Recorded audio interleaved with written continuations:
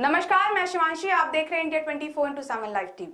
क्या है electoral bond, कब हुई थी शुरुआत और अब सुप्रीम कोर्ट ने क्यों लगाई इस पर रोक? चलिए जानते हैं इस रिपोर्ट में। सुप्रीम कोर्ट ने चुनावी बॉन्ड योजना को रद्द कर दिया है। सुप्रीम कोर्ट ने इलेक्टोरल बॉन्ड स्कीम की वैधता को चुनौती देने वाली याचिकाओं पर गुरुवार को अपना फैसला सुना दिया। शीर्ष अदालत ने चुनावी बॉन्ड योजना की वैधता को चुनौती देने वाली याचिकाओं पर सुनवाई करते हुए कहा कि काले धन पर अंकुश लगाने के उद्देश्य से सूचना के अधिकार का उल्लंघन उचित नहीं है। चुनावी बॉन्ड योजना सूचना के अधिकार और अभिव्यक्ति की आजादी का उल्लंघन है।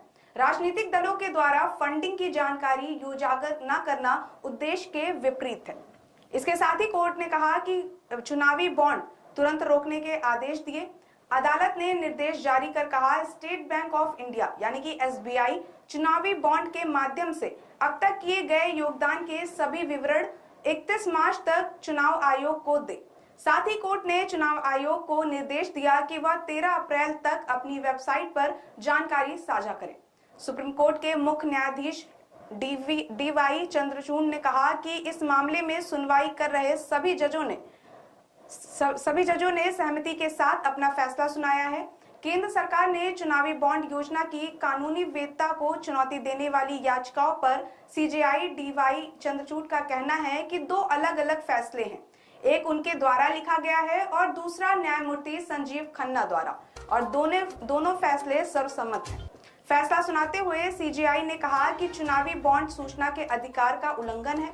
सरकार से पूछना जनता का कर्तव्य है। इस फैसले पर जजों की राय है। भारत सरकार ने इलेक्टोरल बॉन्ड योजना की घोषणा 2017 में की थी।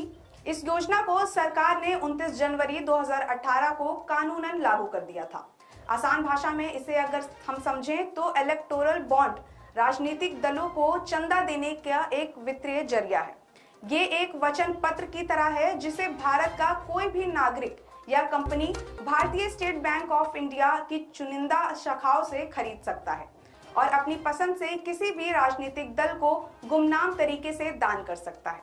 केवल उन्हीं राजनीतिक दलों को इलेक्टोरल बॉन्ड के जरिए चंदा दिया जा सकता है जिन्होंने लोकसभा या विधानसभा के लिए पिछले आम चुनाव में डाले गए वोटों का कम से कम 1% वोट हासिल किया हो। योजना के तहत चुनावी बॉन्ड जनवरी, अप्रैल, जुलाई और अक्टूबर के महीनों में 10 दिनों की अवधि के लिए खरीदने के लिए उपलब्ध है। इन्हें लोकसभा चुनाव के वर्ष में केंद्र सरकार द्वारा अधिसूचित 30 दिनों की अतिरिक्त अवधि के दौरान भी जारी किया जा सकता है। इलेक्टोरल बॉन्ड को इस्तेमाल करना काफी आसान है। ये बॉन्ड 1000 रुपए के मल्टीपल में पेश किए जाते हैं, जैसे कि 1000, 10,000, 10 लाख और 1 करोड़ की रेंज में हो सकते हैं। ये आपको एसबीआई की कुछ शाखाओं पर आपको मिल जाते हैं। कोई भी डोनर जिनका केवाईसी कंप्लेंट अकाउंट हो इस तरह के बॉन्ड को खरीद सकते हैं और बाद में इन्हें किसी भी राजनीतिक पार्टी को डोनेट किया जा सकता है। इसके बाद रिसीवर इसे कैश में कन्वर्ट करवा सकता है। इसे कैश कराने के लिए पार्टी के वेबसाइट अकाउंट का यूज किया जाता है। इलेक्टोरल बॉन्ड भी सिर्फ 15 दिनों के लिए वैलिड रहते हैं। आपको बता दें कि देश में जितने भी पंजीकृत राजनीतिक दल हैं उन्हें ये बॉन्ड मिलता है, लेकिन इसके लिए शर्त ये है कि उस पार्टी को पिछले आम चुनाव में कम से कम 1% या उससे ज्यादा वोट मिले हों। ऐसे ही पंजीकृत पार्टी इलेक्टोरल बॉन्ड के जरिए चंदा पाने का हकदार होगी। सरकार के मुताबिक इलेक्टोरल बॉन्ड के जरिए ब्लैक मनी पर अंकुश लगेगा और चुनाव में चंदे के तौर पर दिए जाने वाली रकम का हिसाब किताब रखा जा सकेगा। इससे चुनावी फंडिंग में सुधार होगा।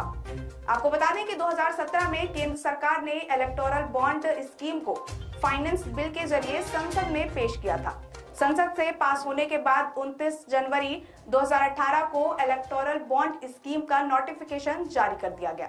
इसके जरिए राजनीतिक दलों को चंदा मिलता है। ये थी इलेक्टोरल बॉन्ड की पूरी जानकारी। ऐसे ही तमाम बड़ी खबरों के लिए देखते रहिए इंडिया 24/7 लाइव।